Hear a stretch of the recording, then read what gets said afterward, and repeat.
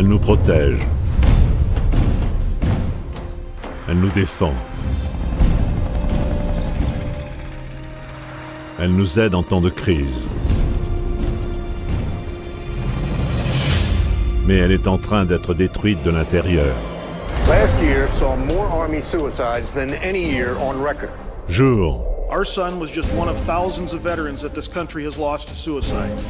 après jour only to die here at home in their sleep. après jour. He then used a pistol to take his own life. Un ennemi caché est à l'œuvre. It's got to stop. Et il se cache, au vu de tous. L'ennemi le plus dangereux est celui que personne ne suspecte.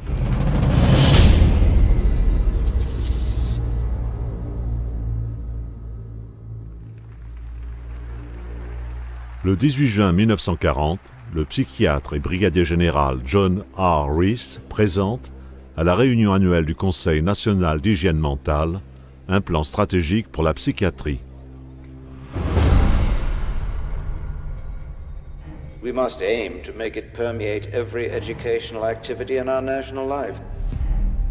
Public life, politics, and industry should all of them be within our sphere of influence. Mais pour atteindre leurs objectifs, les psychiatres voulaient le terrain d'essai parfait, avec en plus un budget colossal qui pourrait continuer de s'accroître. It's all about money. Billions of dollars. It's our tax money. Un terrain d'essai où les ressources humaines seraient illimitées. More people than any other organization in America. These troops are the guinea pigs. They're being experimented on. Un terrain d'essai où chaque ordre est obéi sans la moindre question. They have to obey those orders. You don't have an option. I'm legally obligated. Et un terrain d'essai où tout dommage collatéral serait classifié. This story has been censored every step of the way. Le brigadier général Reese savait où s'adresser. The Army and the other fighting services form rather unique experimental groups, since they are complete communities. And it is possible to arrange experiments in a way that would be very difficult in civilian life. Le stratagème était brillant, d'autant plus qu'il serait accepté sous le couvert de l'aide. And now his soldier was sick, and unless we do something for him, he may remain sick for an indefinite period of time.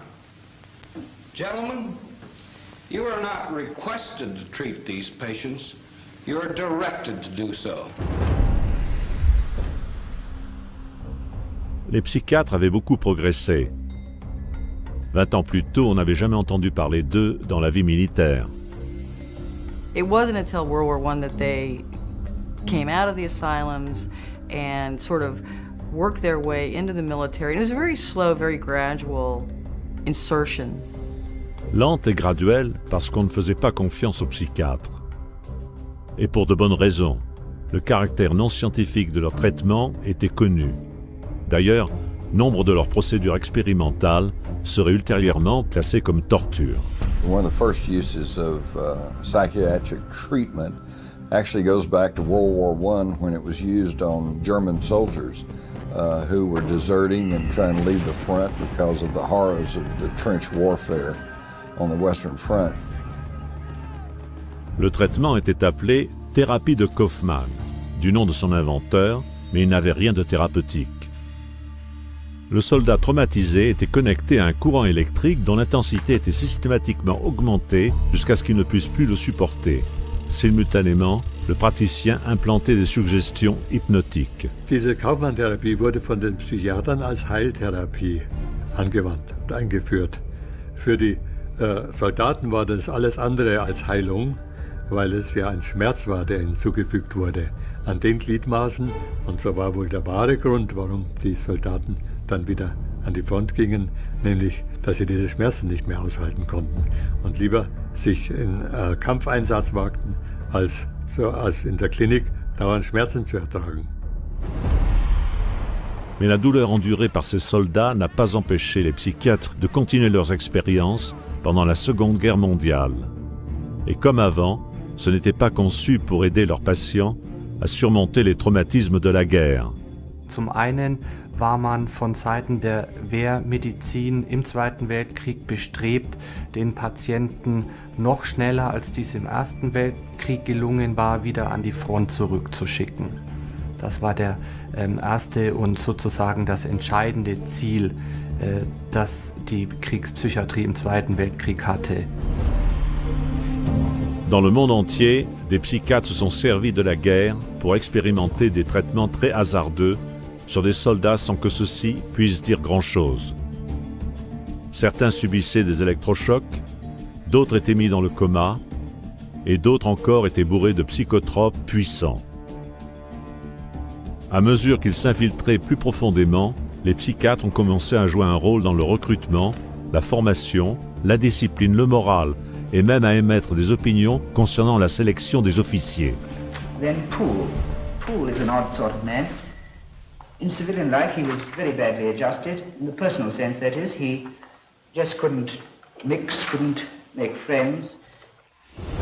En 1943, la psychiatrie s'était si bien immiscée dans l'armée que le chef psychiatre de la marine américaine a proclamé: Psychiatry now has a place in every step of the Navy man's career, from his induction to his eventual separation from the service. It is because of the military that psychiatrists, they became important. You know, they're wearing a uniform now, and they've got the epaulets, and, you know, they've got some power because of the military. The military gave them that.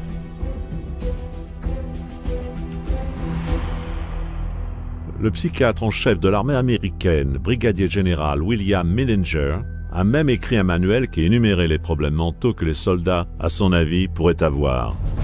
Mais il n'y avait pas d'analyse de sang, pas de radiographie, pas d'observation au microscope. Rien que des opinions. Preuve scientifique? Aucune. La psychiatrie était la seule à être aidée. Après tout, le manuel militaire de Millinger donnait un air de légitimité. Il pourrait l'utiliser pour diagnostiquer et pour traiter encore plus de soldats. Ce manuel fut tellement utilisé que plus tard, il servit de base pour la Bible de la psychiatrie, le manuel diagnostique et statistique des troubles mentaux, le DSM. Sous l'influence des gens comme Millinger, dès le milieu de la Seconde Guerre mondiale, des armées du monde entier ne remettaient plus en question les assertions des psychiatres comme quoi ils étaient les experts de la santé mentale. Et ainsi, les psychiatres avaient le champ libre pour expérimenter des drogues sur bien plus de soldats. The drugs of choice are the barbiturates. You will note that in combat exhaustion, massive doses of these drugs are needed in therapy. During the Second World War, both Americans and Germans experimented with stimulants because everybody thought, well, this is great, and, you know, it helps you focus, it keeps you awake. Une de ces drogues, le Pervitin, était distribuée aux soldats allemands pour diminuer leurs inhibitions et augmenter leur agressivité. Man kann sagen, dass dieser Feldzug durchaus Pervitin getränkt war, was die Wehrmachtssoldaten betrifft. Die Wehrmachtssoldaten waren für ihre Gegner unfassbar fit, sie waren unfassbar wach, sie hielten sehr, sehr lange durch, sie waren furchtlos, sie waren aggressiv und wirkten vor allem auf die Gegner wie aufgezogen. Et il a fallu à peu près 18 mois pour que les accidents apparaissent en nombre considérable, c'est-à-dire des jeunes soldats qui brutalement se conduisaient comme des bêtes féroces, tiraient sur tout ce qui bougeait, sur les civils et sur leurs propres compatriotes. Et les accidents, les imprudences au pilotage d'avions, au pilotage de chars ont été tels que l'armée allemande a interdit l'utilisation de ces drogues à partir du milieu de l'année 42 ou 43. Et l'armée anglaise a vécu la même expérience. Les stimulants ont aussi été utilisés par les Japonais. Ils apportent à leurs combattants une bravoure instantanée, mais à un prix.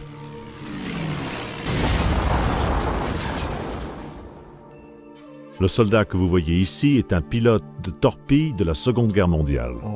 海軍の中の特攻隊員ということで、人間魚雷で有名な回天というものの搭乗員として訓練を受け、La mission, être placé à l'intérieur d'une torpille spécialement conçue qu'on fera détonner manuellement à proximité du navire ennemi.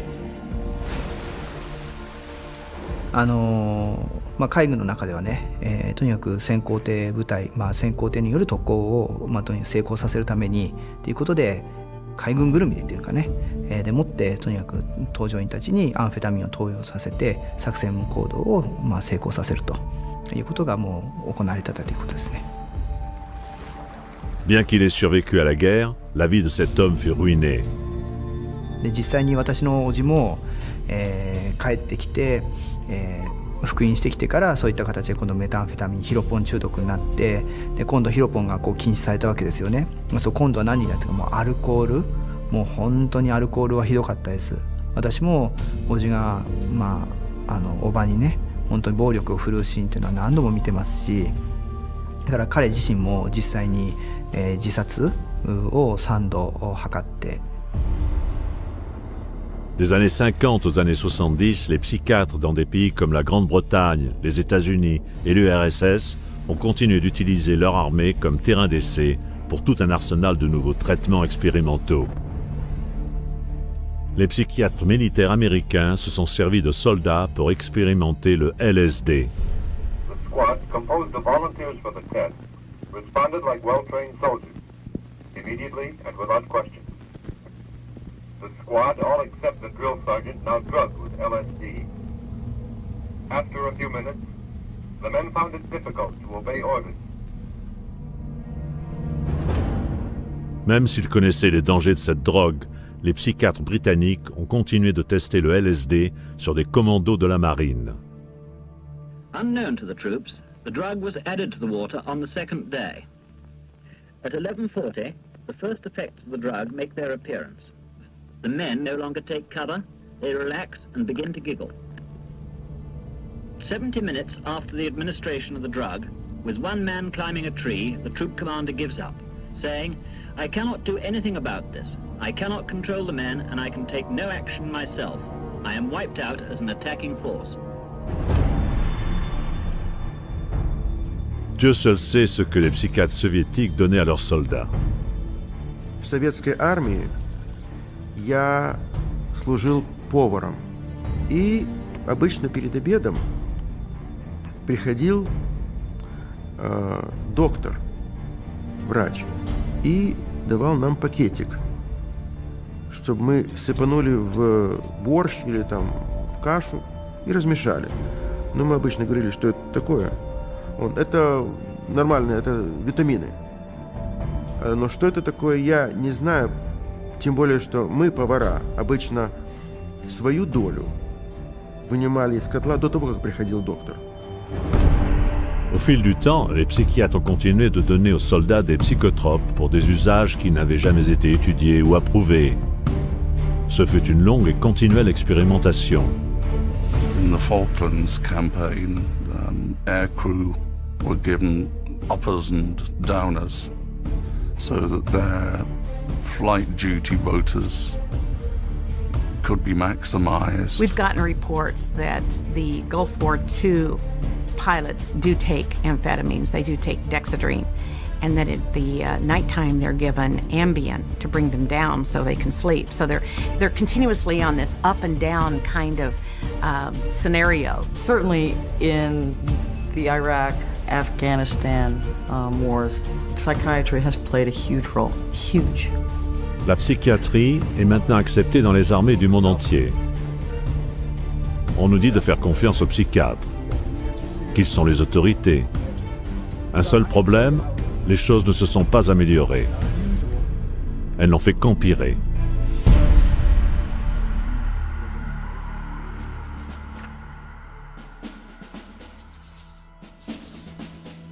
I spent almost 26 years on active duty in the Marine Corps. I retired with the grade of Brigadier General. I was an Army captain in the aviation branch. I was a Staff Sergeant E5 in the United States Air Force. I was in the United States Marine Corps from 2007 to 2011. Florida Army National Guard. 31st Engineering Battalion. I was in aviation and military intelligence. Battlefield intelligence analyst. I was a U.S. Navy fighter pilot. Combat medic with an LPN license.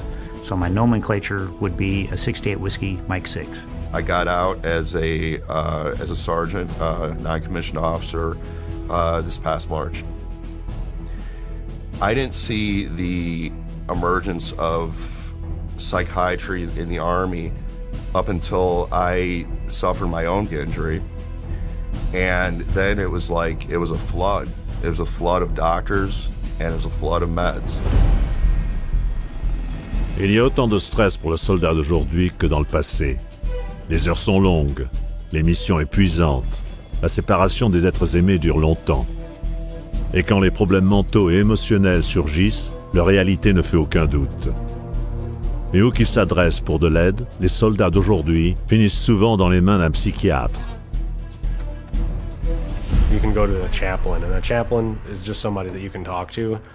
But I think part of the issue is that a chaplain is kind of obligated to route you straight to a psychiatrist if you mention any key words, you know? Like, yeah, I have been stressed out or something like that. If you tell a therapist you're depressed, they're going to send you to a psychiatrist. It's going to happen. It's just how it works. So they'll make a real quick decision on you have a problem or what the problem might be within just minutes. So 10 minutes, maybe 15 minutes, if you're lucky, 45 minutes in the office. La pratique courante pour un psychiatre est de diagnostiquer chez vous un trouble mental.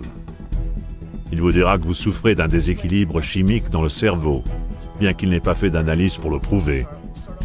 Et il n'en fera jamais, parce qu'il n'existe pas de test. En fait, il n'y a aucun test pour pratiquement toutes les centaines de maladies mentales énumérées dans le manuel du diagnostic de la psychiatrie.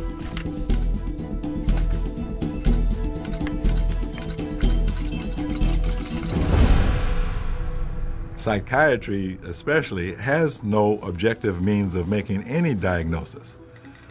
In general medicine, at least you have x-rays and blood tests to go on, and so that's the big dilemma faced by psychiatry. They have zero ability to diagnose, so they have zero ability to treat. No physical abnormality has ever been found. So there is no physical abnormality to demonstrate by an MRI, a CT, an EEG. It's another fraud, pure and simple. It's another fraud. Donc, les psychiatres diagnostiquent des maladies cérébrales, soit des choses qui ne vont pas physiquement avec votre cerveau, dont ils sont incapables de prouver l'existence. There were no medical tests of any kind. There were no blood tests. Nothing that I could tell that was scientific in any way or medical in any way. Somebody suggests that you have a disorder, a disease or something, there should be some sort of objective test. It's not unreasonable to ask for it. It's not unreasonable to insist on it. Mais vous n'en obtiendrez pas des psychiatres. Vous n'aurez que leurs opinions. Et ils n'hésiteront pas à vous les donner. There are troops that are seeing psychiatrists who are automatically, before they even open up their mouth, being diagnosed just because of the way how they look. The psychiatrist told me that I would never amount to anything in the military again because of the emotional trauma I experienced and my current, at the time, my depression levels, my stress, my anxiety. I was never going to accomplish anything in the military. I would never be a good soldier again. And the only viable option that the military saw was to discharge me. When a psychiatrist says your life is not worth anything because it's been all some sort of psychosis or some sort of trauma event, or you've got this disease or that, or some brain chemical or whatever, a soldier's life turns into nothing. Chaque année, des milliers d'hommes et de femmes en uniforme sont diagnostiqués d'une maladie mentale, parfois même 2 ou 3. Aux États-Unis, c'en est au point où le Pentagone dépense à présent 2 milliards de dollars par an rien que pour la santé mentale. Le budget de la santé mentale du service des vétérans est monté en flèche et est passé de moins de 3 milliards de dollars en 2007 à 7 milliards pour 2014. Ce sont de grosses dépenses pour une profession qui ne peut même pas trouver la preuve de ces maladies cérébrales sous un microscope. Non pas que cela dérange les psychiatres. Le diagnostic n'est que la première étape, en fait une excuse, pour vous faire subir des traitements très dangereux.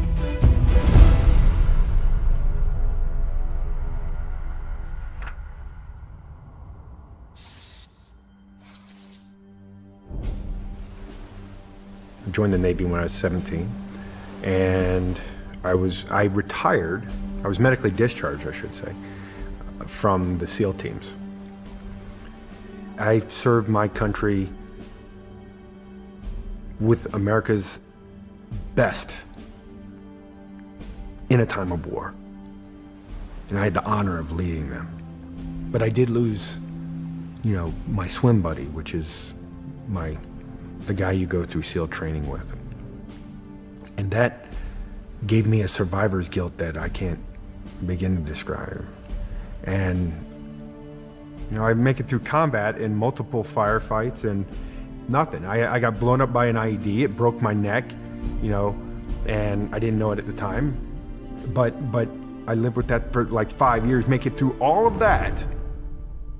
And I come back and they almost kill me with pills. Un diagnostic psychiatrique mène presque inévitablement à une ordonnance pour des psychotropes. Les psychiatres ne font pas grand-chose d'autre. Et ils prescrivent à profusion. De 2005 à 2011, le ministère de la Défense des États-Unis a multiplié par presque 7 ces ordonnances de médicaments psychiatriques.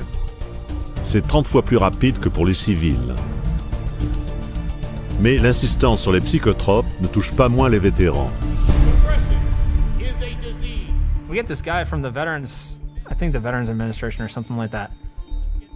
And he's basically telling you, if you are depressed, if you do something erratic, it's a disease. This guy's literally the loudest guy in the entire briefing.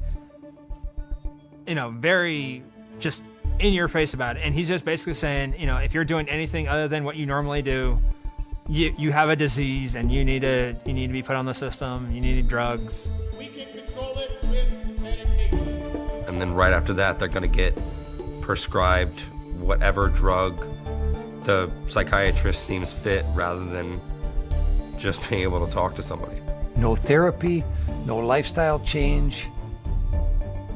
It's a straight line of how they educate these doctors in pharmacology, a symptom to a drug. Les psychiatres ne savent pas ce que leurs drogues font à l'organisme. Mais quand il s'agit de les prescrire, ça n'a pas d'importance. My older brother got out of the Marine Corps, like I said, about a year ago.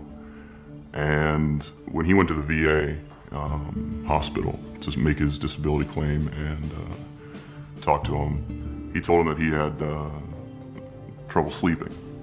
And he didn't tell me what they gave him, but he basically said they gave him a big bag of happy pills. So I came home on R&R from Iraq and got severely depressed.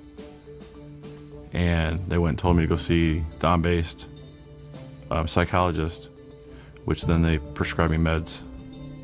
He basically told me what was wrong with me and prescribed me with Zoloft, and that was pretty much it. I've been on Ambien, Seroquel, Paxil. That was one of the big ones.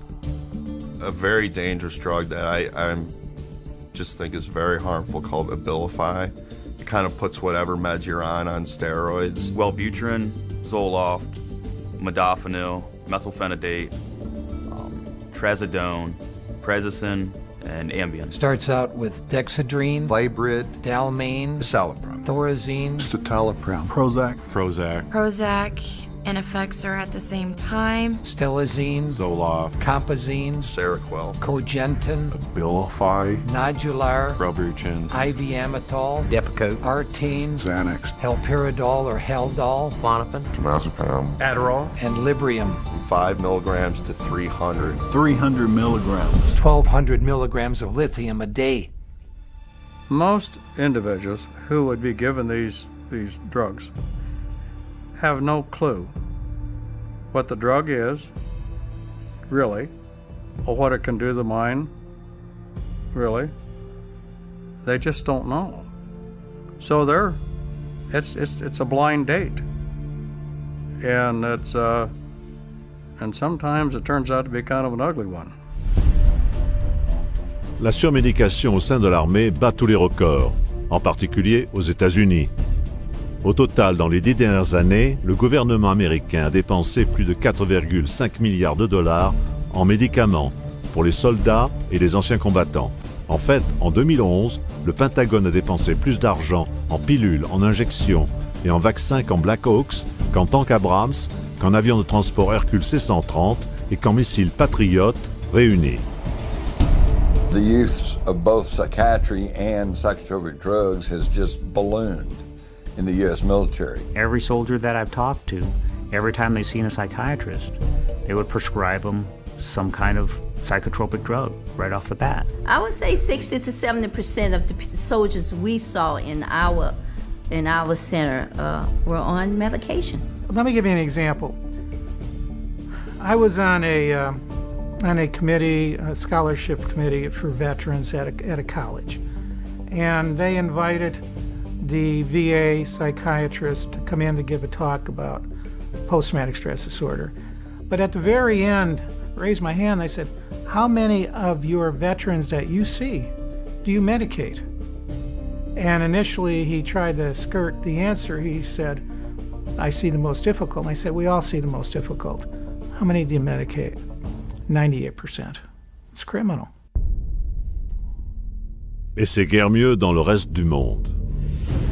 I deal a lot with a lot of our soldiers within our NATO brothers and sisters. Canada, New Zealand, Australia, UK, Germany, France, Belgium, and even soldiers down in Italy and even in Spain. Each and every one of them have complained about the issues dealing with psychotropic drugs with them. I was stationed in Germany for a while. I was in Kosovo for a while. And they had talked about that, yeah, when they see the psychiatrist, they do give them psychotropic drugs. So it seems like it's a worldwide problem. A lot of our veterans who've told us that when they went for help whilst they were still serving, they were then prescribed medication. It didn't help. Quand on envoie un patient chez un psychiatre, il ressort directement avec des molécules chimiques. Et ça, on commence à avoir les effets secondaires et on commence à avoir les problèmes. І справді, психіатри давали військовослужбовцям небезпечні наркотики, при цьому знаючи, що військовослужбовці мають в руках небезпечну зброю. Och någonstans så finns det ju någon drivande orsak till att vi skriver ut mer och mer piller. Men vi får ju inte det förväntade resultatet. Mais quel que soit le pays, c'est l'armée. Et dans l'armée, les soldats sont tenus d'obéir aux ordres. When I'm wearing this uniform, if I'm ordered to see a psychiatrist, I have to go to see a psychiatrist. If I'm not in this uniform, I can tell them no. The suggestion to go see the psychiatrist came across as a heavy recommendation. It wasn't a direct order, but it was, this is something you should go do. It's something that needs to be handled. You should go do this. Et puis, il y a la pression pour que vous preniez les médicaments. I actually asked my commander that. I said, do I have to take these drugs if is this an order? And they all just stared at me, wouldn't give me a no or a yes, implied that I'm supposed to take this. If I would have refused, I probably would have lost my rank or lost opportunities in the military because I wasn't taking care of the property of the military, which was my body. Most of the troops that I talked with did not want to take the psychiatric drugs, did not want them, did not need them, and rebelled at having to take them. But they were told that if you don't take these drugs, you can't get your compensation and you can't get any more VA treatment if you deny the drug usage. So they did. I have heard that military personnel have been ordered to take these drugs. My response to that is, that's an illegal order, and I had that verified by a Judge Advocate General right here in Washington, D.C. It's illegal to demand that. If a psychologist tells you that you have to take it or you're going to lose your benefits, you need to report that psychologist to the proper authorities. Officiellement, un membre sur 6 de l'armée américaine prend au moins une drogue psychiatrique. Mais en fait, selon le comité des services armés du Sénat américain, personne ne sait quelle quantité de psychotropes est dispensée sur le terrain. Il n'y a pas de trace écrite pour le documenter, pas d'ordonnance, on se contente de les distribuer. En fait, la quantité de psychotropes consommée dans l'armée est probablement bien plus. Surtout quand tant de gens qualifient pour le plus gros combo diagnostic-ordonnance de tous.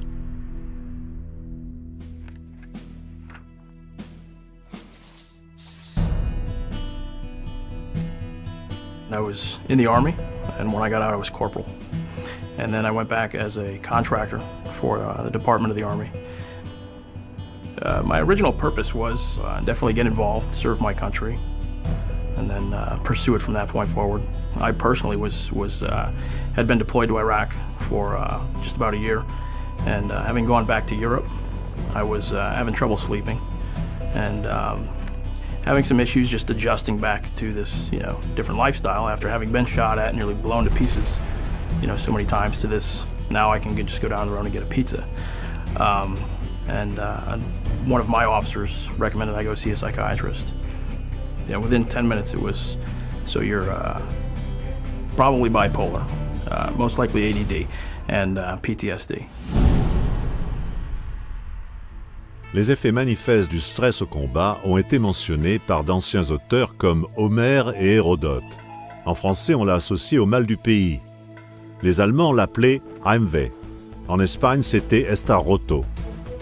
Mais qu'importe les termes, les armées au fil des siècles ont reconnu que parfois, les horreurs de la guerre peuvent excéder l'endurance des soldats.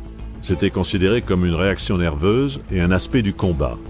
Mais aujourd'hui, les psychiatres désignent cela comme une dysfonction cérébrale, qui a vu le jour en 1980 sous le nom de syndrome ou trouble de stress post-traumatique, SSPT.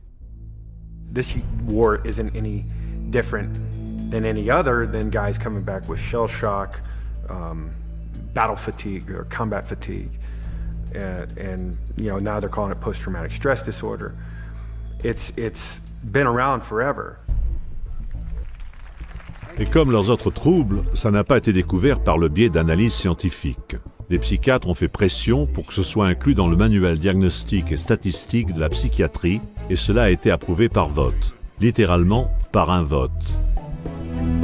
Aujourd'hui, c'est le diagnostic le plus populaire auprès de la psychiatrie militaire, et il s'est vite répandu dans le monde civil. The goal is to combat post-traumatic stress disorder, or PTSD. Helping veterans with PTSD. Soldiers' post-traumatic stress disorder. I was diagnosed with PTSD. PTSD. PTSD. PTSD. How many times do you hear PTSD in the media now? People really don't understand it, I don't think, and we're just trying to assign a label to people, our soldiers and sailors that are coming back from these very horrific events that they're being witness to. People who suffer from post-traumatic stress are reacting to a traumatic event in a normal fashion. What we believe is that the military is treating veterans in particular with post-traumatic stress as though they have a mental illness. We don't believe they have a mental illness. We believe that they're wounded and what they need is healing. In PTSD, psychiatry has created a disease. They speak of it as a disease just as they speak of generalized anxiety disorder and clinical depression as diseases, but none of them are actual diseases. If someone shows up in my practice and they say a psychiatrist or other doctors diagnosed me with post-traumatic stress disorder, I would actually ask the patient, okay, what tests were done to establish that diagnosis? And they'll think about it and they'll realize that nothing was done. They just got the opinion of whoever the practitioner was. Certainly there is stress that goes along with combat. When you put a soldier into an environment where he's not getting sleep, he's being shot at, friends around him are getting hurt or dying, that's going to cause some bad side effects. Sure, those phenomena exist, but that doesn't then equate to, well, let's drug him. Les horreurs du stress au combat sont tout à fait réelles. Mais de là à inventer une dysfonction cérébrale pour vous convaincre d'accepter leur soi-disant traitement? Et cependant, la psychiatrie continue d'élargir sa définition pour englober de plus en plus de gens. What qualifies for PTSD has recently been downgraded, but they have directives that come out that say, well, now we're going to suggest that everybody who's, been in a war zone could possibly, maybe. And so with that, anybody qualifies. What I saw with the new privates coming in is they were just out of basic training and they were given psych drugs for PTSD, for being in basic training for 9 weeks. I was diagnosed with PTSD because I came back and I was a little jittery. And it's just, I guess they said that I had PTSD from that when it was just, I was still kind of trying to assimilate back into the scene of not being in combat, of not being over. The determination that I had PTSD was almost made before I even walked into the office. They told me that it was clear that I had post-traumatic stress disorder and that I needed medication to fix it. Nearly every soldier in my company was diagnosed with PTSD. Nearly every soldier. Il y a 175 différentes combinaisons de symptômes qu'un psychiatre peut utiliser pour vous diagnostiquer comme SSPT. Il n'est donc pas surprenant que 37% des anciens combattants récents sont traités pour le SSPT. Une fois qu'ils sont diagnostiqués, 80% d'entre eux recevront des psychotropes. 89% de ces anciens combattants drogués seront sous antidépresseurs et 34% prennent des antipsychotiques. En dépit du fait qu'une étude sur une classe d'antipsychotiques connue est arrivée à la conclusion que ces antipsychotiques ne marchent pas. Just because a medication can be widely prescribed doesn't mean necessarily that it's really helpful overall for the symptoms of post-traumatic stress disorder. Si les psychiatres se donnaient la peine de faire des examens médicaux standards, peut-être trouverait-il un véritable problème physique. Quelque chose qu'ils pourraient étiqueter SSPT, mais qui serait une anomalie physique vérifiable avec un scanner du cerveau. Il y a ce qu'on appelle un traumatisme crânien. On estime que 320 000 soldats en ont souffert. Traumatic brain injury is an injury to the brain itself, either caused by a concussive blast or a closed head wound. There's some difficulty determining between traumatic brain injury and post-traumatic stress because the symptoms tend to mirror each other. Inability to focus, short-term memory loss, difficulty with rage or anger. You're talking about a physical injury, an actual brain injury, as opposed to a mental health, a condition. You know, it's the two absolutely, totally separate things. I'm handling a Gulf vet who's got traumatic brain injuries. He's labelled with PTSD, and he's got a lump of shrapnel in his head. You know? So, hang on, you don't get lumps of shrapnel flying into your head and embedding in your skull do not leave you with no effect on the brain. The brain's going to take a real hammering from that sort of thing. Bien sûr, la plupart des psychiatres ne vont pas détecter un traumatisme crânien parce qu'ils ne font pas d'examen. Au contraire, tandis que le véritable problème empire, ils le masquent avec des psychotropes, ce qui risque de faire empirer les choses de beaucoup.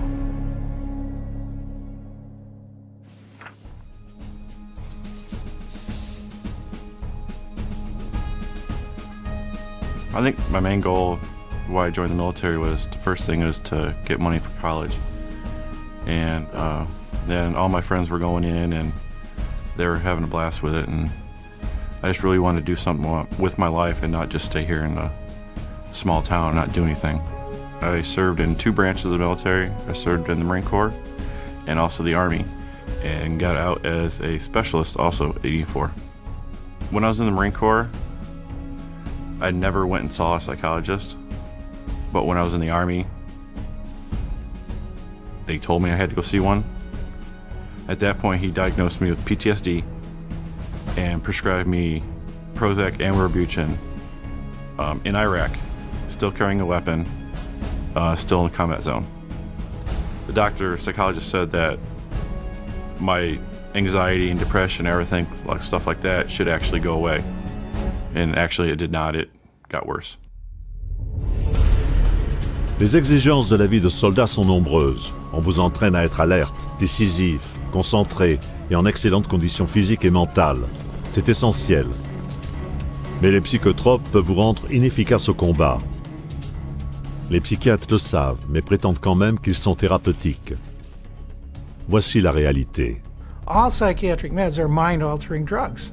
People don't put that together, but they're mind-altering, and they have side effects, disaster side effects. One of the most significant problems about every psychotropic drug that I can think of, the stimulants, the tranquilizers, antipsychotics, mood modulators, are unpredictable. I can give the same drug to 20 different men and they'll have 10 different reactions to it. Personne, pas même la personne qui la prescrit, ne sait ce qu'une drogue psychiatrique va faire. Chacune est unique et chacune a de nombreux effets secondaires énumérés en petites lettres sur la notice. My friends that take the drugs that I'm prescribed have very bad balance, a terrible memory. They have difficult talking clearly, speaking clearly to each other. Their reaction times are very slow and they have a hard time concentrating. It pretty much just erased all feelings that I had.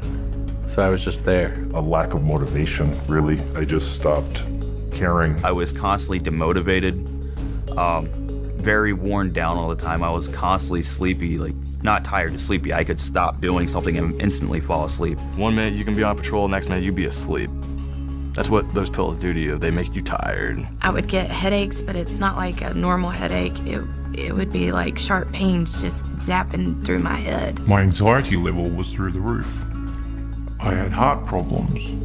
I put on 20 to 25 kilos of extra weight. I probably gained 40 pounds over the course of that period of time. I was up to almost 300 pounds. I was in metabolic syndrome. My body my adrenal system had completely shut down.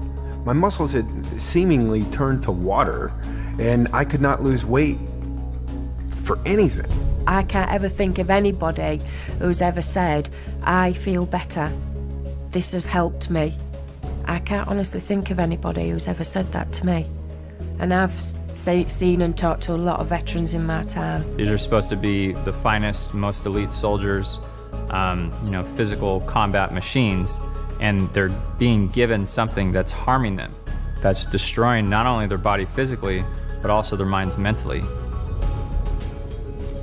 Les psychiatres vous diront que les bienfaits de leur drogue en surpassent les risques. C'est n'importe quoi. Et scientifiquement, c'est faux. Des études considérables ont prouvé que les médicaments psychiatriques tels que les antidépresseurs ne donnent pas de meilleurs résultats que des placebos. Mais certains des effets secondaires de ces drogues sont en fait plus que nocifs.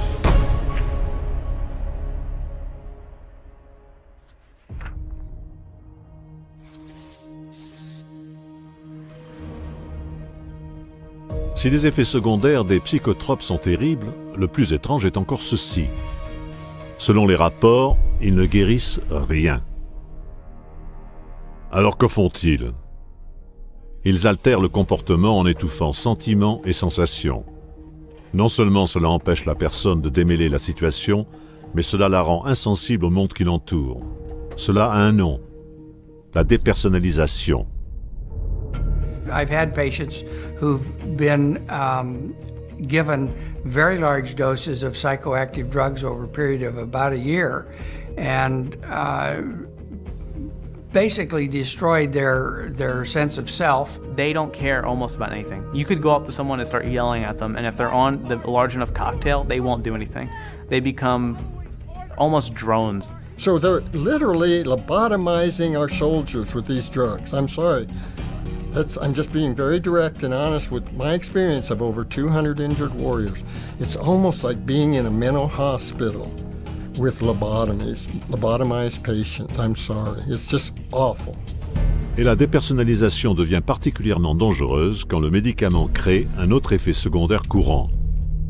If someone is numbed like that, they're less likely to be concerned about the consequences of their behavior and might resort then to impulsive actions, violent actions. Some of the effects of the drugs that we're aware of, that the veterans we've dealt with have come across, have been things like more anxiety, more anger. They're having all these fits of anger, aggression, they're getting in fights with their significant other. And of course what this has led to is just a really horrendous number of domestic shootings, domestic beatings, child, wife abuse. Les chiffres le confirment. Depuis 2006, les crimes sexuels et les mauvais traitements familiaux dans l'armée ont augmenté de plus de 30% et la maltraitance sur enfants a monté de 43%, tandis que la consommation de psychotropes par les soldats bat tous les records. Et puis, il y a les cas où un soldat sous l'influence d'une drogue psychiatrique fait l'impensable. This one particular morning, the soldier was in our unit, and most of the soldiers in our unit are on some type of medication. And she was waiting for the soldier. And when she walked in, he was locking and loading his weapon. And she asked him, "What are you doing?" And he looked at her, he said, "I don't know." And she said, "You were locking and loading," which means he's putting his ammo in his weapon. And she asked him, then she said, "What were you gonna do?" He said, "I don't know if I was just gonna shoot myself or shoot up everybody in this building, and then myself." And we were there. Le 11 mai 2009, sergent John Russell ouvre le feu dans une clinique militaire à Bagdad. Il tue 2 officiers et 3 soldats engagés. La veille, son psychiatre lui avait prescrit des antidépresseurs.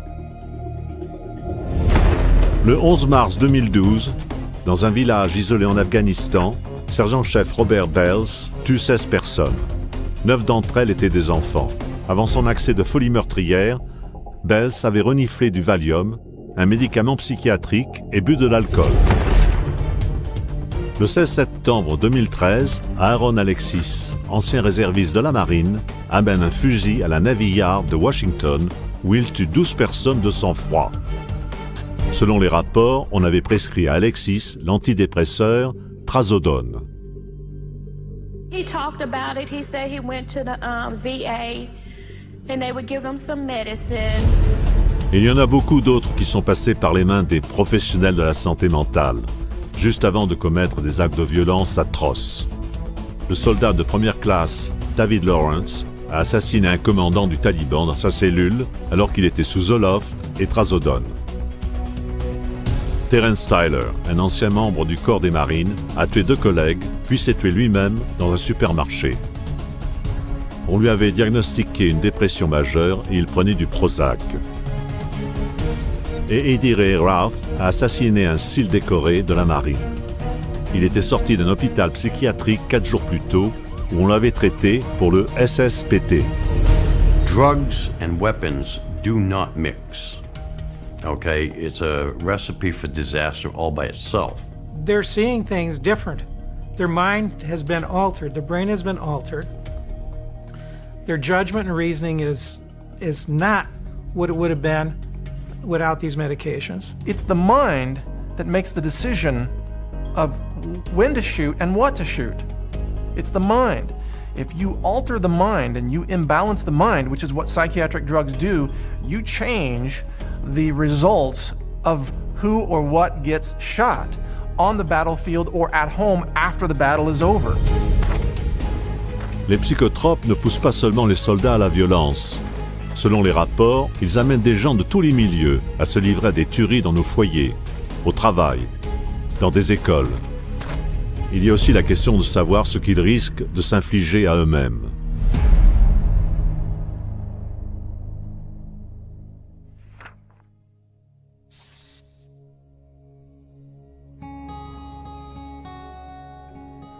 Ever since I was a little kid, I always loved the military. I loved the Army, and I think I always knew that I wanted to, join. I just said, I wanted to go and experience it, and just to serve my country.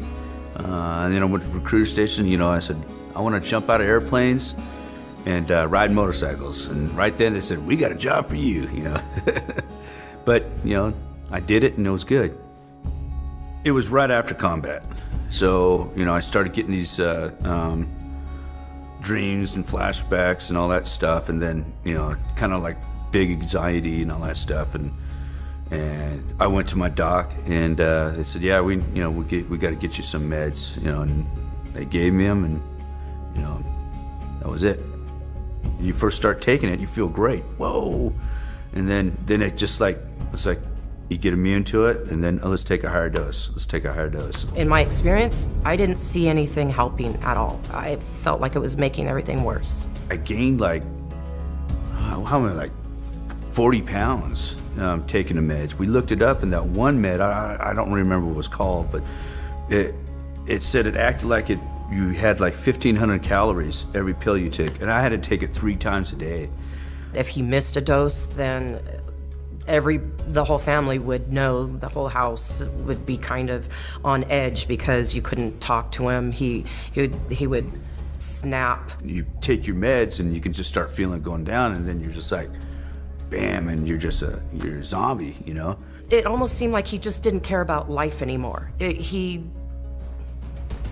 wasn't himself. My body was breaking down, and my wife, she's all into herbs, and she's saying this isn't right. And then one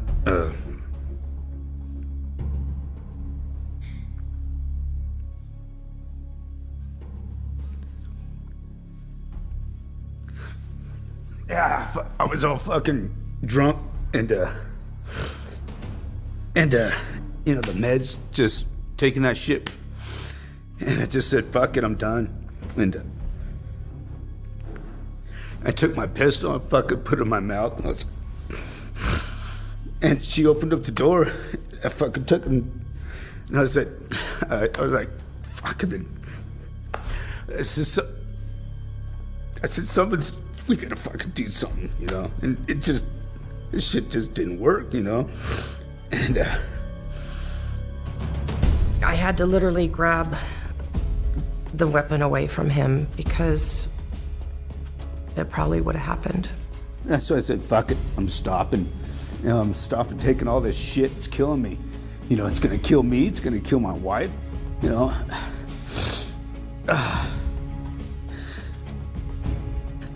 That was the straw that broke the camel's back. It wasn't working, and something had to be done. I didn't want to lose my husband. I didn't want him to kill himself, and I didn't want to be killed as well in the process. I knew I wasn't me.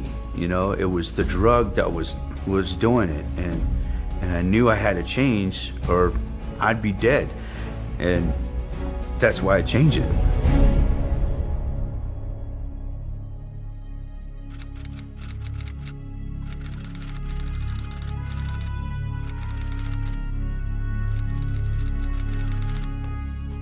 Il y a un problème énorme de suicide dans l'armée.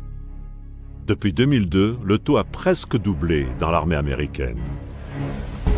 The suicide rate has really been going out the roof here lately with our military members, both while they're still in and once they return back to the States. I would move from base to base to base, and I'd be on different missions at different times.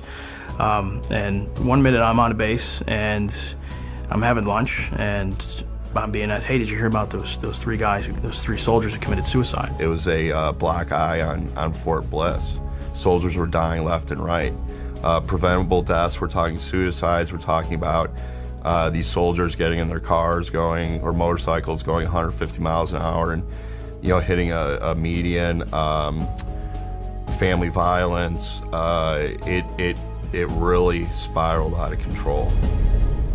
Et pendant ce temps, les psychiatres continuent de distribuer des psychotropes en volume, des drogues dont on sait très bien qu'elles augmentent les tendances à la violence et au suicide.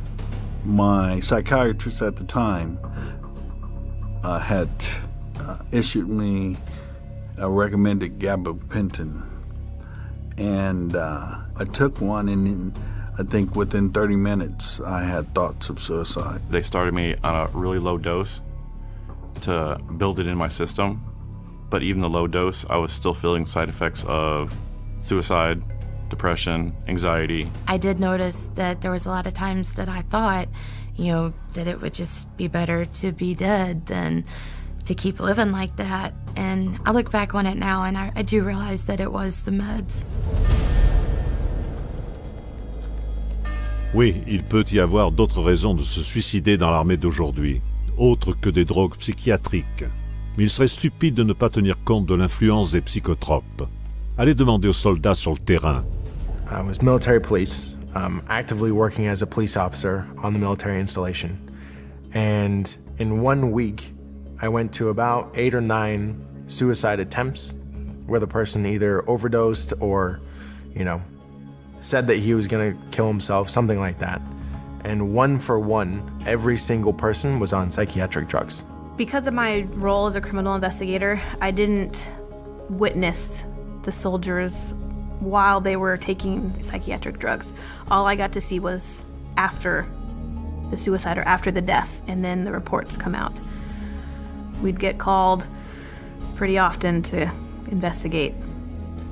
We would have an autopsy performed and would include a toxicological exam, which would determine any drugs in the system, and usually there was some type of drug. A lot of them were taking some sort of medication for depression or anxiety. There were a lot of suicides happening in the military, overseas in theater and back in the States. De 2009 à 2012, davantage de soldats américains sont morts de suicide que d'accidents de la route, de maladies cardiaques, de cancers et d'homicides. Le ministre de la Défense des États-Unis a appelé cela une épidémie. Donc oui, c'est un problème. Certains ont dit que c'est dû au stress de la guerre, mais 85% des suicidés n'avaient jamais pris part au combat. Et 52% n'avaient jamais été déployés. Pourtant, la compétence des psychiatres militaires n'est jamais remise en question. Le résultat, des tentatives de suicide telles que celle-ci. My son joined the Army. He wanted to make a career and become something. He was still sweet and more normal when he came back from Iraq, even though he had, nervousness in crowds and PTSD. He was not different in personality as far as, to that degree like what we saw later on the drugs. And so when Michael said, hey, I'm having anxiety issues, I said, you need to go tell them. Well, and that's what really began his journey. That was the worst step, in my opinion, that we could have ever done. It started off with 1 drug and went to 2. With each successive symptom that he got a new drug. And we noticed that he started to go down in personality. It wasn't our son anymore. It was, anger, slurred speech. It was surreal because the person I was talking to wasn't even my son. He was unsure of himself. He didn't have any will to do anything. At one point, he had stopped brushing his teeth, drinking water, eating, because he didn't care. He didn't even know that he was that way. And I researched and discovered that our soldiers were being medicated and that they were committing suicide from it. So I printed all my research out and I handed it to my husband. And I said to my husband, tell me what you think of all this research. And he came back to me and said, if my calculations are correct, there's a pattern here that matches our son's behavior. And if my calculations are correct, he's just about ready to commit suicide. I was in the dollar store and he called me and said, I don't want to upset you, but I want you to know Michael's okay, but he tried to kill himself. And he put 2 IVs in his arms and he bled out in the bathtub and he was drawing in his blood on the walls. He didn't even know he was committing suicide. So his cognizance, his reason, was already usurped by these pills. They take away who you are. And he wasn't the same. We had the hospital check him and they found at least 9 drugs in his system. And they're just the ones they tested for. They were giving my son drugs that had black box warnings, said, if you're under 25 and you're taking this pill, your risk of suicide is going up 50%. Risk of suicide. But they were still giving him the pills. What he went through was so horrific it's hard for him to talk about, but he allows us to speak because he wants to save his comrades. He wants to save others who are going through the same thing, who are being drugged with lethal cocktails. Me speaking as Michael, knowing the things that he has said to others, he would say, stay away from the pills. It's a dead end. Les psychiatres prétendent que leurs médicaments sauvent des vies. Mais ils parlent rarement des risques graves de suicide. Pourquoi? Parce que ces avertissements pour ceux entre 18 et 24 ans, c'est l'âge de presque la moitié des soldats américains déployés. Et pourtant, l'usage de psychotropes dans l'armée américaine a augmenté de 76% depuis 2001.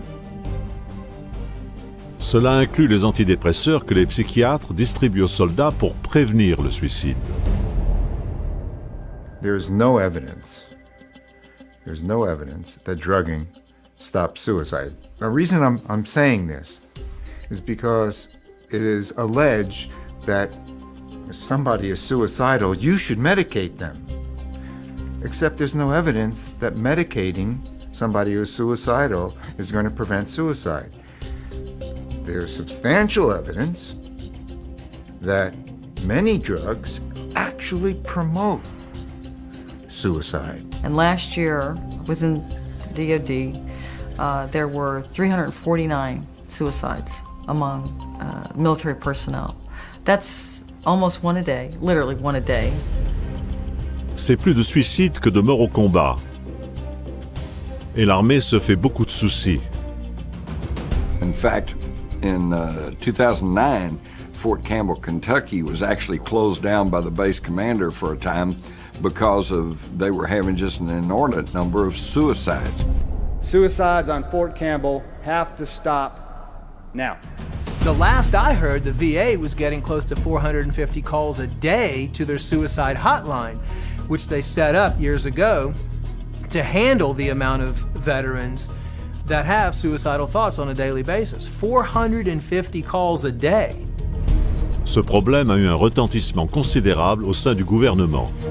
One of the biggest concerns I have about the military is the inordinate number of suicides that have taken place among active duty and those who've left the military. 3 years ago, I got Congress to hold hearings to examine the relationship between suicide and increased use of medications, and there was a direct parallel. The amount of suicides were increasing proportionate to the amount of medications being introduced. So, do antidepressants cause suicide? Of course they do. So, don't blame the soldiers. Don't blame the military as a whole. Blame the corruption of the military by the psychiatric industry that is peddling false, dangerous medicine, that is peddling a kind of modern-day quackery, calling it treatment but delivering suicide. Et aussi affreux que ce soit pour ceux en service actif, c'est encore bien pire après avoir servi. Les anciens militaires se tuent à raison de 22 par jour, soit un suicide toutes les 65 minutes. Mais est-ce que les psychiatres envisagent d'arrêter le carnage? Non. Au contraire, ils y vont de plus belle.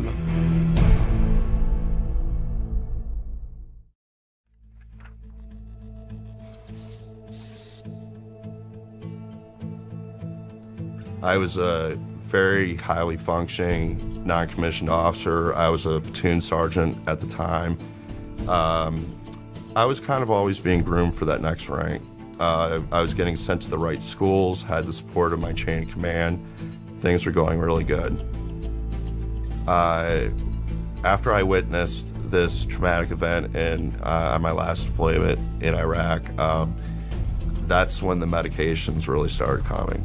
I mean, full force. And like I said before, before I knew it, I was on 9 to 12 different kind of medications. And when I was going through the separation process in the Army, I had to get some physicals and evaluations from outside people. These professionals would see my records come up on the screen and the amount of medications that I was put on throughout my time in the Army, but especially the last couple of years, and they would literally gasp. And they were shocked at the amount of drugs, the high doses of these drugs. It was like a 6-page rap sheet. Étant donné toutes les façons dont les drogues psychiatriques peuvent réagir sur le corps, comment les psychiatres font-ils pour contrer un effet secondaire d'un médicament qu'ils vous ont donné? Ils ne vous font pas arrêter le médicament. Soit ils augmentent la dose, ce qui risque de causer plus d'effets secondaires, soit ils ajoutent un autre médicament, ce qui en créera encore plus. Puis un autre. Et encore un autre. It was clear right away that they really had no idea what anything that they were giving me was really going to do. They said, this drug may not work. You may need a different one. This one may need a higher dose. This one may need a lower dose. There was friends of mine that I saw had 2, 3, 4 pills that they had to take daily. You find soldiers that are on dozens of medications. And when I say, 7 to 9 drugs at one point, I'd say that was very average. I've heard as high as 14. I know of some troops, personally, who were given up to 20 different drugs. It's kind of depressing if you look at the number of medications that I've been on. It's very thick. It makes up a large portion of my medical file with the Veterans Administration. And a lot of people were on not only psychiatric drugs, but drugs for their injuries. And the combination made them different. They weren't the same people. They're mixing amphetamines with painkillers and antidepressants and sleeping pills. I mean, even to the unlearned, that sounds insane. Cette pratique est si courante qu'elle a même un nom. La polypharmacie. Et voici un fait peu connu. Un grand nombre de ces médicaments n'ont jamais été testés combinés les uns avec les autres, ce qui fait que ceux qui les prennent le font sans aucune sécurité. The danger escalates with every increase in dose and every increase in the number of medications. I have watched my clients who have been prescribed psychotropic drugs, sometimes a cocktail, often a cocktail, sometimes a single drug, and they are grievously changed. If they were experiencing an adverse effect, how would they know which drug it was? Was it the antipsychotic? Who knows? Was it the antidepressant? Was it a combination? These guys don't know. All they know is they're supposed to take these because their doctor said they'll be better. And in fact, they only got worse. And the problem is that there's no attention to the detail of what happens to these troops that are placed on them. There's no follow-up. They're simply placed on them, given a great big huge supply of them, and they're sent out to fight. D'ailleurs, il y a des soldats américains que l'on approvisionne régulièrement pour 180 jours d'un coup quand ils vont au front. Aucune supervision, aucune restriction. Et ils les prennent quand ils veulent. And what happens to it when they go into combat? Are they sharing with their friends? Sure they are. That's why I've been told by social workers, corpsmen, medics, that 90% of the troops in combat have at one time or other taken some type of psychiatric medication. It's just a grand, crazy, insane pharmaceutical roulette that's being conducted at the expense of our nation's sons and daughters, really.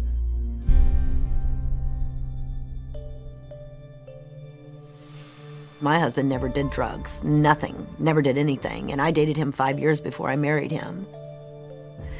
And he never did anything like that. And then when he was in Afghanistan, the psychiatrist over there started giving him the medications for depression and, of course, the pain that he was in because he had been hit. And the first time he got hit, they just started drugging him up. And the second time he was hit is when they sent him home to me. And 2 weeks after him being home, the violence was so incredible. I told him that we needed counseling or we just needed to get a divorce because I couldn't live in the abuse that I had just gone through because my husband never treated me that way. Needless to say, at that point, I didn't realize that these drugs were affecting him. At one point in time, my husband was on 21 drugs, 21 at one time. I mean, and it was craziness. This is not, I don't even know who this person is that I lived with. I've tried to get him help right from the beginning with the drugs, and they're refusing him any help. They just keep continuing to give him the drugs, and he's not getting any treatment. His physical needs are not being met, and he's continuing to deteriorate on a daily basis. The whites of his eyes are now yellow. They have a yellow tint to them. His skin color is green and gray. And this happens often. And we do have the fear that we will wake up in the morning and he's going to die. Every day we live that every day. His daughter lives that every day. I live that every day. Is today the day that he's going to die? Is today the day I'm going to get the call?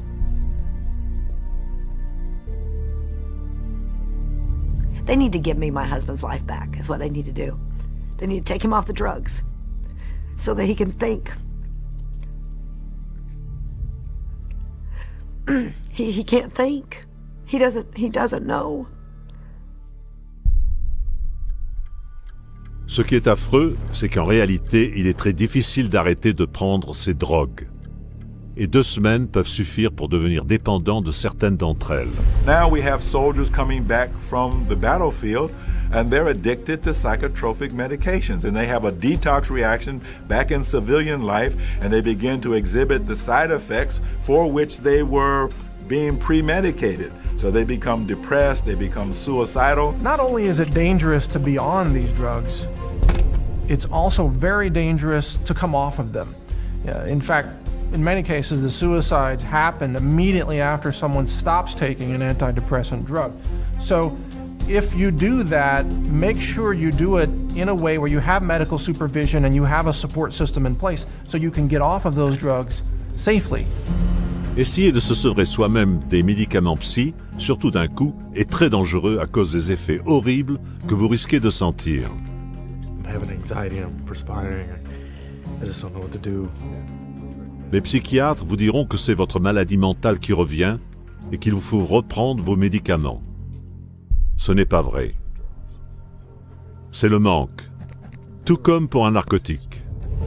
The doctor did not tell me if I did come straight off of these that there would be a worse effect. I didn't know that. So when I did come off it, I fell harder. These are actually addictive drugs, and I didn't know how to act without them. The withdrawal process is rough. And one of the things that I experienced is all these emotions, all these feelings, all these trauma, all this sadness that wasn't being dealt with, wasn't being cared for. It was just being medicated. When I got off all those drugs, it was like a floodgate. Even though you come off those pills, there's a period of time for, I think, a long, long time that stuff is coming out of your system. And sometimes you think that life would be better if you were dead. Il est choquant de voir combien de soldats rentrent chez eux dépendants de drogues psychiatriques. Une enquête dans l'armée de terre américaine a découvert que 35% des soldats grièvement blessés à la guerre ont un problème de dépendance pharmaceutique. Et très souvent, la dépendance n'est pas temporaire, elle est à vie. Mais ça peut être encore pire. Car parfois, ces drogues peuvent s'avérer fatales. Elles frappent d'un coup et sans avertissement.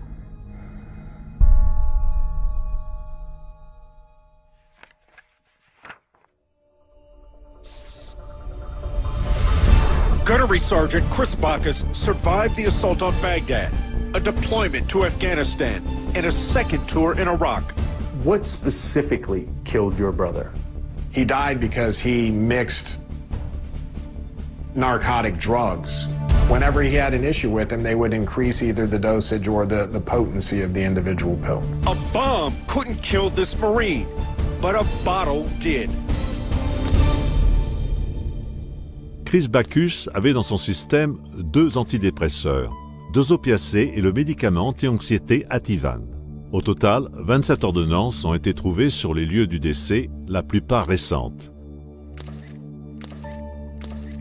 L'autopsie a révélé que c'est l'interaction des médicaments qui l'a tué, ce que tout docteur digne de ce nom aurait pu prédire. Le cas de Chris Bacchus est en fait similaire à des centaines d'autres.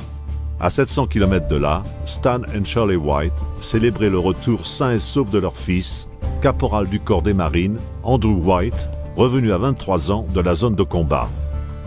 il ne se doutait pas de ce qui allait se passer quand il est allé demander de l'aide à l'hôpital des vétérans local et s'est retrouvé diagnostiqué et drogué. Andrew's behavior really started to deteriorate. We saw more and more withdrawal. We saw anger issues. At one point, he slept for 2 or 3 days at a time. The psychiatrist, their solution to his deteriorating condition was to increase his medications or to change the medications. Le 12 février 2008, Caporal White est mort dans son sommeil. Il n'a même pas bougé, il s'est juste éteint. The coroner's report said it was an intoxication of these drugs. Did not mention, but his heart stopped beating.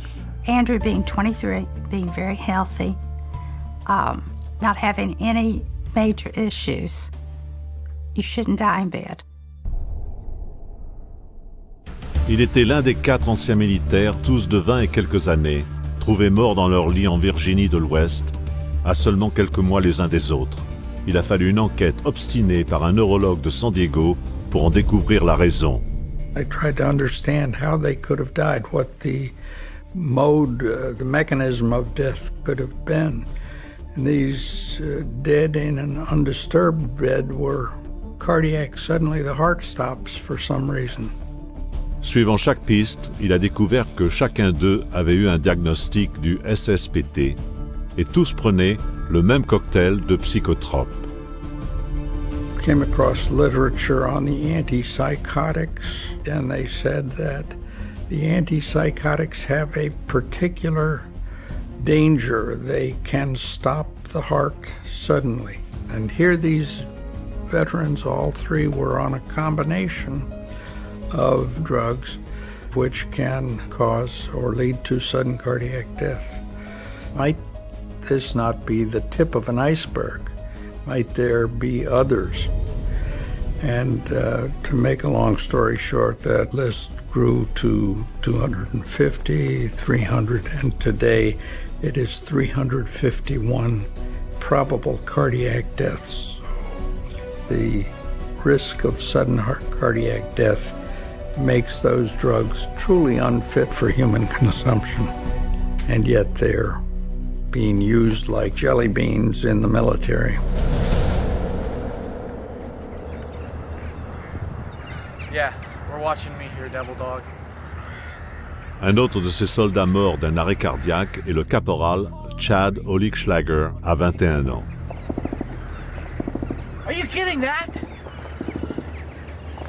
It's machine gun fire. We don't know where it's coming from. But no worries. We have our sandbag structures.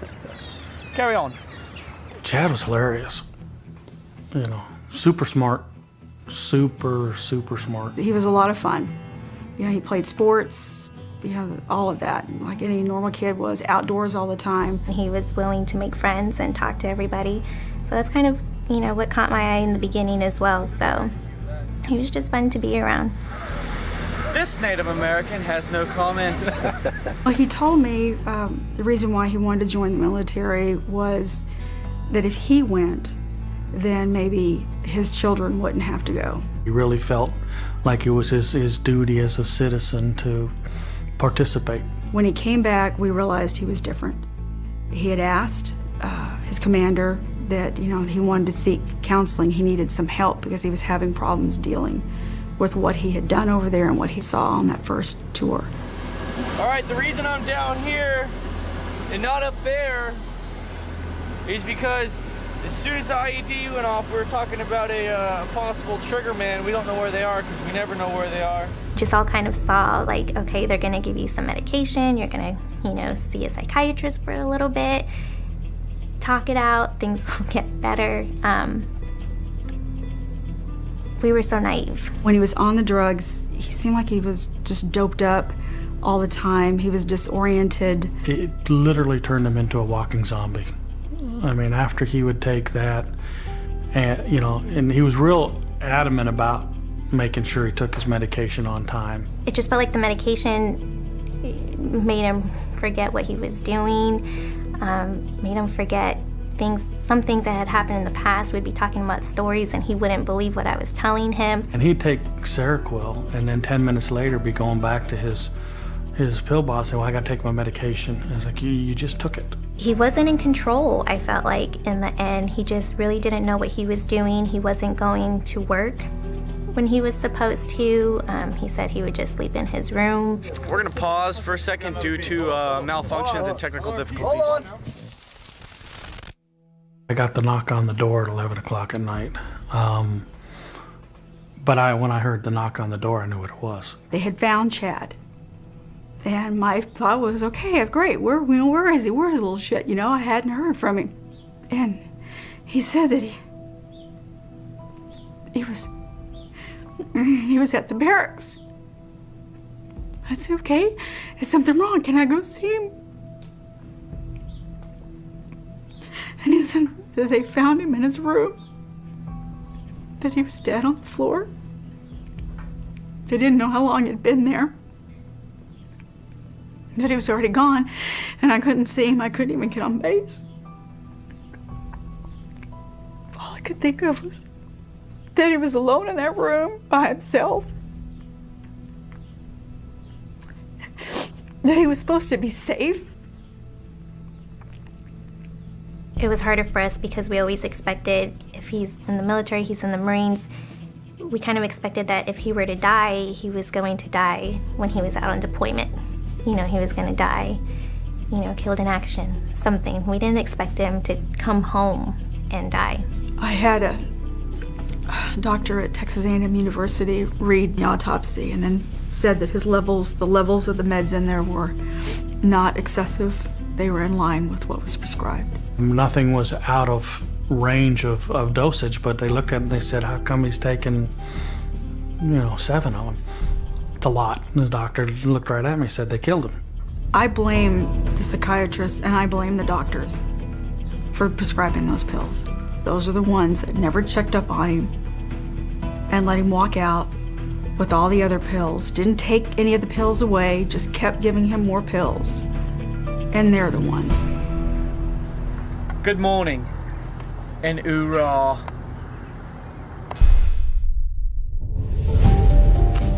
Pour les psychiatres, de tels décès sont des overdoses accidentelles. Mais n'y a-t-il pas négligence? Et tandis que certains de nos soldats succombent sous les prescriptions de cocktails mortels, on se demande si les psychiatres essayent même de découvrir pourquoi. Et s'il est plus que déplorable que des soldats soient en train de mourir, cette surmédication se fait sentir au-delà des soldats même. Elle peut aussi toucher les vies de ceux qui leur sont chers.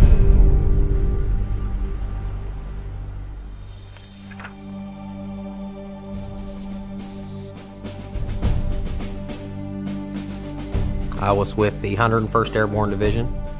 I was assigned to them doing gun truck and convoy security, Operation Iraqi Freedom. Came out as a captain. I've got a total of 26 months in combat. When I came out, returned home from Operation Iraqi Freedom, anyone that marked that they had seen combat or had seen someone killed or had participated in combat operations directly, it was mandatory that you went to mental health. I myself was prescribed Prozac, Depakote, and at one time Zoloft. One night, and I'll never forget this as long as I live. One night I had laid down and I'd taken my pills, and I took a shot of Jack Daniels. At that time, I had my children staying with me, so I didn't get drunk or anything like that, didn't drink overly heavy, and for some reason I decided to sleep on the couch this time. And I can remember opening my eyes and not being able to move my arms and my legs and literally feeling like I was choking to death. And my son, who was 13 at the time, he came in. Obviously I was making some noises and he shook me so hard that I fell off of the couch. And that kind of woke me up. But literally I felt like I was dying. And I can't help to think if my son wasn't there to wake me up, would I have been a statistic? Maybe. Qu'il soit en service actif ou non, un soldat sous psychotrope risque d'affecter le reste de sa famille. What we're seeing is that now this label of being broken and disordered is not only being utilized with our troops, but it's now also extended with their families. You hear stories about these young children that are living with a deployed mommy or a daddy who just can't handle the deployments. So what happens is these troops that were deployed come home, whether or not they saw combat doesn't matter. They're still being forced to take a subjective questionnaire, psychiatric questionnaire, and based off of the results are getting told to do these drugs. And when they take the drugs, they become somebody that's different than what that child remembered them to be. Now that child has to deal with coping in a way that is very different than what they had to deal with when the parent was initially home. That child can't handle it. So what happens? Mom and dad says the child needs to go see somebody for help. The child goes seeks help. The child gets the same drugs that mommy and daddy's on. Instead of dealing with the problem the right way, it's a lot easier to give a kid a pill, which ultimately destroys that young mind and ultimately erases somebody from society when that child commits suicide.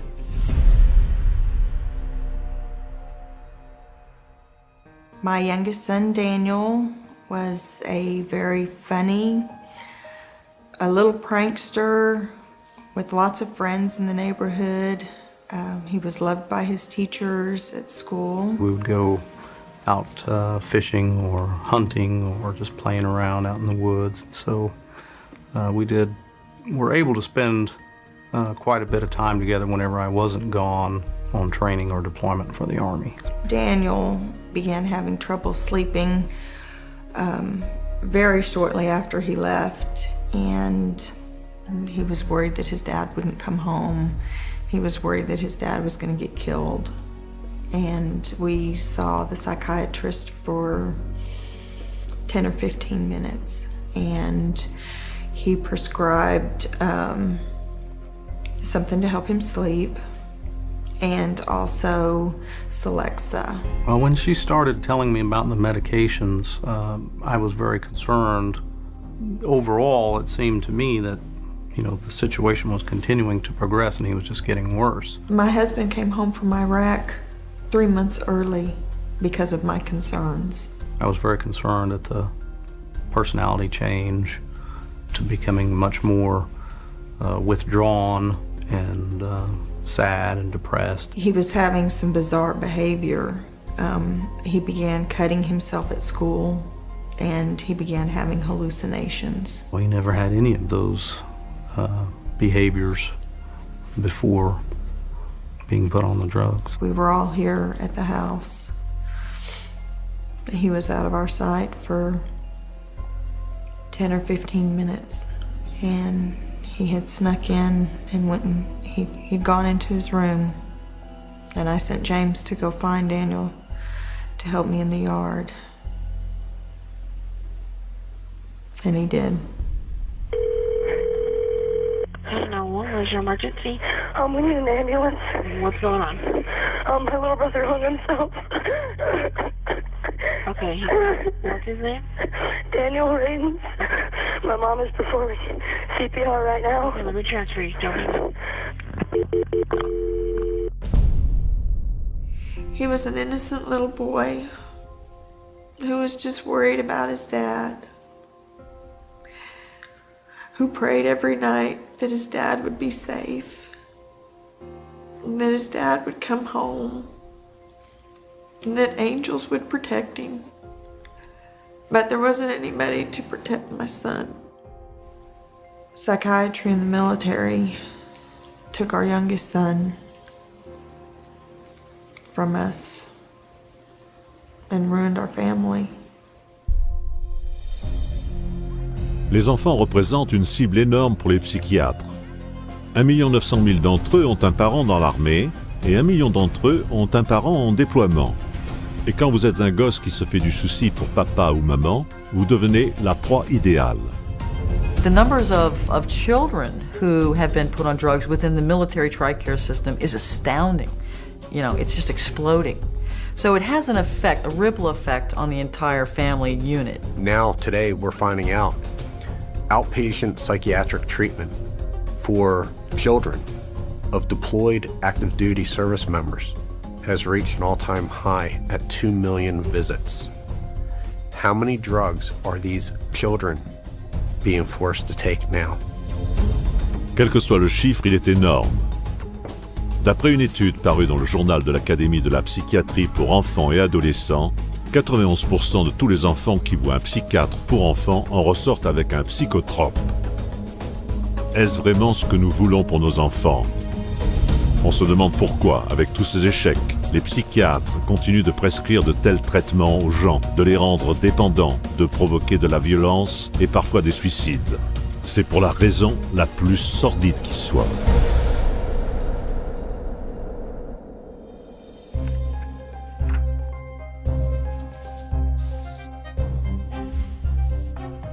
Les psychiatres disent que les troubles tels que le SSPT sont incurables, qu'au contraire il faut les gérer avec des médicaments pour le reste de votre vie.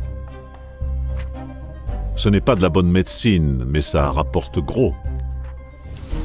Once you label somebody and you start medicating them, over the life of that person, it's going to cost the government about $1.5 million to provide these medications and treatment. There's a lot of money to be made here. There's a lot of money to be made by the companies that are producing these drugs. Profit is the only conceivable motive for all of these psychiatric drugs in the military. Taxpayers are footing the bill for this travesty of medicine. These psychiatric drugs that promote suicides, you're paying for them. Alors pourquoi les psychiatres distribuent-ils ces médicaments dans des quantités aussi extrêmes? Parce qu'il est bien plus facile de donner une pilule aux gens que de les aider. Et étant donné la prolifération des prescriptions de psychotropes, les psychiatres se sont énormément rapprochés des laboratoires pharmaceutiques. Et ils l'admettent.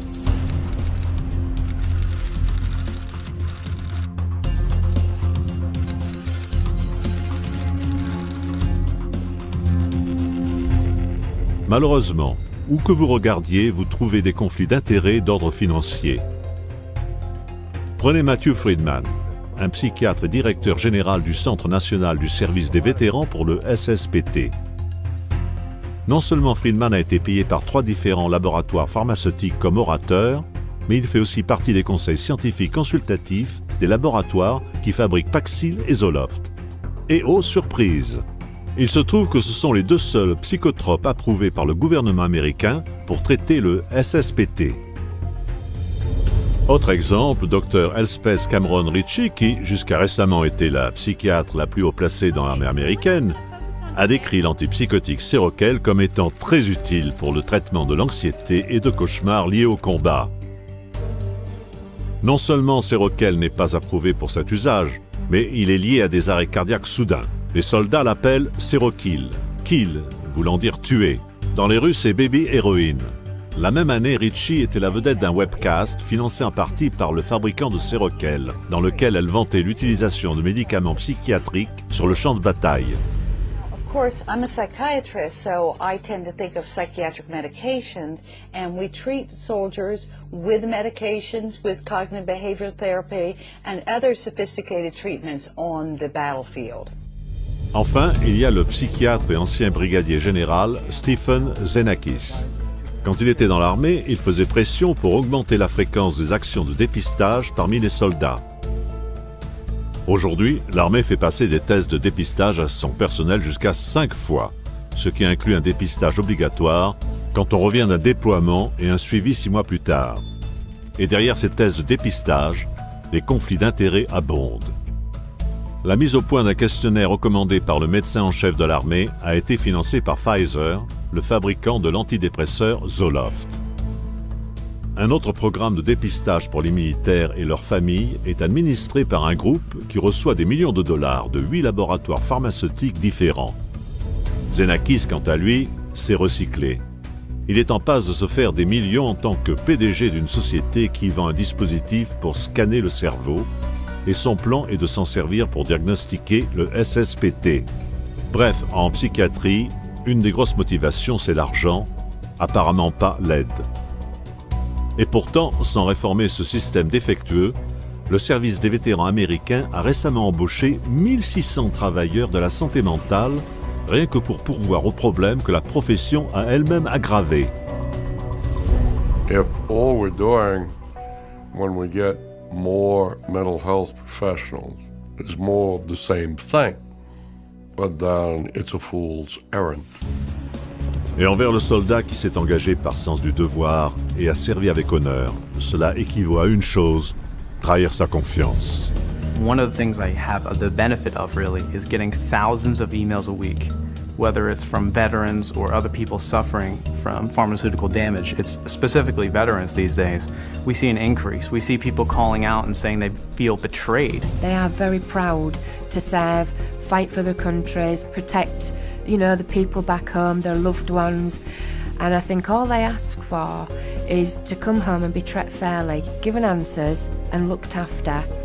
And they're not looked after, they're told, it's all in your head, it's mental, take the tablets, it'll cure, go away, and that's it.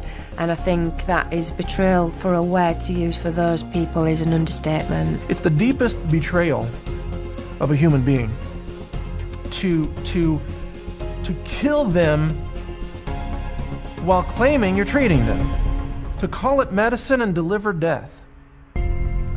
Et ce n'est pas vraiment nécessaire, parce qu'il y a de l'espoir, et cela n'inclut pas de traitement psychiatrique.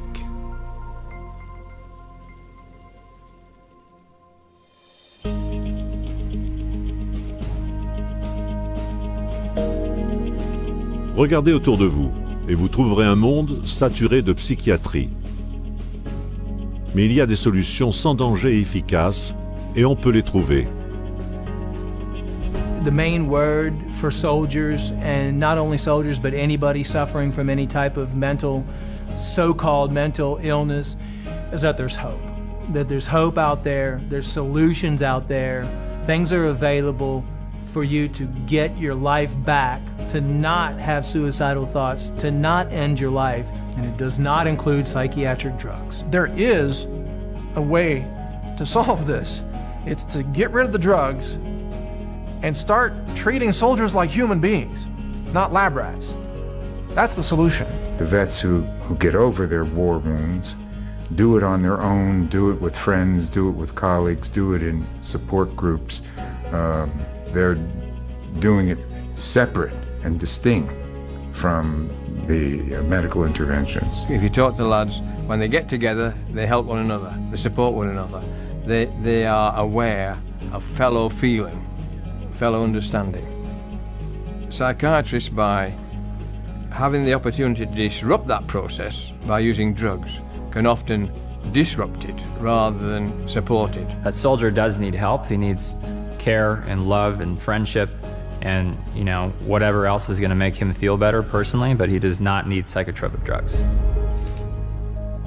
Des soins médicaux véritables commencent par un examen poussé, par un docteur compétent, pour détecter toute blessure ou maladie sous-jacente qui pourrait causer une détresse émotionnelle. Every symptom should be investigated for physical origins, because if you don't do that, almost certainly someone who has a real physical symptom is being labeled as having a psychiatric symptom, which is false. By making sure that we clear up any physical issues, we begin to make the soldier, the veteran, feel better. Once they begin to feel better physically, they feel better emotionally, and they're able to deal with some of the issues relative to the traumas or the stress that they were under while in combat. Si vous prenez des psychotropes et que vous voulez arrêter, faites-le sous la supervision d'un médecin compétent.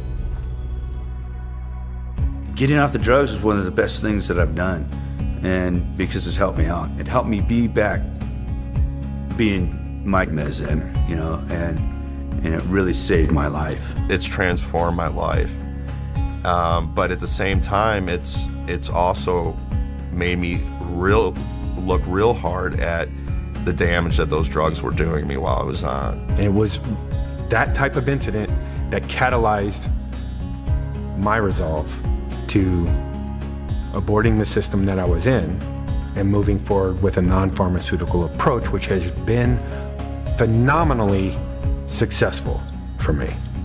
I'm not the same person. Mais il y a encore de nombreux soldats qui, en ce moment même, sont en danger parce qu'on leur a ordonné de prendre des psychotropes. C'est pourquoi il est essentiel de connaître vos droits. There is an obligation for the service to take care of our sons and daughters that are sacrificing themselves and giving an oath to defend the Constitution with their life. I mean, that's a big deal. The command may say you have to go to see a psychiatrist because we believe you to be unstable. So does he have to show up for the appointment? The answer is yes. However, once you go into that therapist's office, you are not required to participate in that treatment. So on occasion, I have people that call me and ask me, can I refuse this or can I refuse that? And I say absolutely. Le droit de refuser repose sur l'un des droits les plus importants de tous.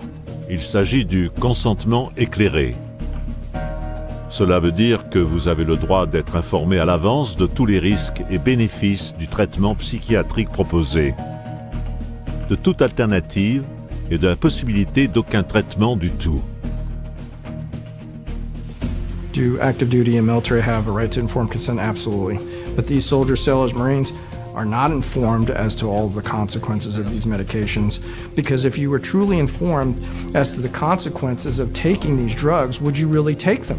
And the answer is most likely no. Le consentement éclairé est un des nombreux droits que vous avez sous le Code militaire des États-Unis. De nombreux autres pays offrent aussi des droits au consentement éclairé, mais c'est à vous de l'exiger. Impliquez-vous et parlez aux autres de ces droits. Nombre de survivants de la psychiatrie militaire et leurs familles ont le courage de s'élever contre ce phénomène en ce moment, et votre aide leur serait précieuse. I don't want another family to experience what we've experienced. Unfortunately, that's happening. This is an outrage. What's going on here? Are these young people just guinea pigs? Apparently so. My daughter was a guinea pig. And she's gone. One of Tony's last things, he always told me, just keep speaking up, Mom. Even if you only help one person, just keep speaking up. My goal is not just to tell Anthony's story, but I feel it's a story that's not unique. It's something that's happening to so many of our troops. As an advocate for my son and an advocate for wounded veterans across the country, our group that I work with, we're trying to make a change in that direction. So we made it our mission that we're gonna tell everybody we can and have the website have as much information that we can. We've got to get the word out to our soldiers. Don't take these drugs. Don't take these drugs. It's the beginning of the end. Une action immédiate est nécessaire, non seulement aux États-Unis, mais dans le monde entier. En 2012, parmi les militaires et anciens militaires anglais, il y a eu plus de suicides que de morts au combat. Même chose pour l'armée australienne dans les 10 dernières années. 20% des soldats allemands morts le sont de suicide. Et l'armée russe a un taux de suicide 65%, plus élevé que le reste du pays. So, what is the solution? Get rid of psychiatry and mental health. Don't leave them in charge. Mental health will not improve until psychiatrists are no longer in charge of it. I truly believe that they are destroying our military. The battlefield is safer than psychiatry. Do you understand that? Statistically, you are less likely to be shot by an enemy than to be killed by a pharmaceutical drug. That's the truth about psychiatry. Pourtant, la psychiatrie aujourd'hui influence bien plus que juste l'armée. Exactement comme J.R. Reese l'avait planifié, le traitement psychiatrique testé et mis au point dans l'armée se répand dans tous les coins et recoins de la vie civile. La psychiatrie est actuellement une industrie qui rapporte 330 milliards de dollars par an. Elle promettait de l'aide, elle apporte souffrance, préjudice et des fois la mort. L'ennemi caché est à présent dévoilé. C'est à nous tous de déterminer ce qui va se passer. Vous connaissez les faits. Contre-attaquer.